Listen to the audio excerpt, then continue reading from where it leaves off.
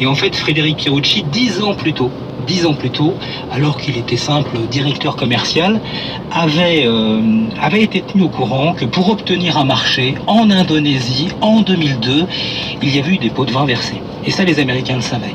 Donc, il l'arrête, lui, sur la base de ce qui s'est passé 10 ans plus tôt en Indonésie, et ce, alors qu'ils savent parfaitement, et d'ailleurs, ils ne pourront jamais lui reprocher, que Frédéric Pierucci, dans l'histoire, n'a pas touché un centime. Simplement, 10 ans plus tard, il est à un niveau plus élevé d'Alstom, et il est tout simplement utilisé comme un otage.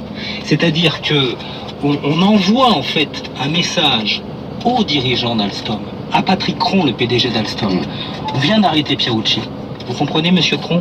On a été jusqu'à arrêter monsieur Pierucci. Et d'ailleurs, après Frédéric Pierucci, on va en arrêter un deuxième qui est encore au-dessus de lui. Donc on se rapproche, étage par étage, du niveau de Patrick Cron. Et c'est véritablement une forme de pression qui est exercée sur le PDG. Depuis 2-3 ans, vous nous dites que vous coopérez avec nous. Vous vous moquez de nous. On voit que ce que vous nous envoyez comme éléments, ce ne sont pas de vrais éléments. Maintenant, vous allez coopérer. Maintenant, vous allez accepter de payer l'amende. Et d'ailleurs, c'est ce qui va se passer. Et Patrick Cron va se retrouver en réalité totalement pris au piège, parce qu'il y a cette menace de poursuite américaine.